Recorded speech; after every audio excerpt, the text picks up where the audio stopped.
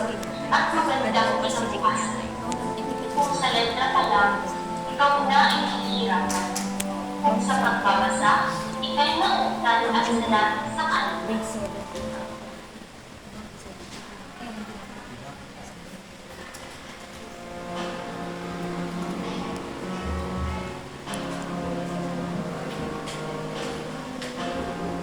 Kaibigan, marami ka pang magagawa.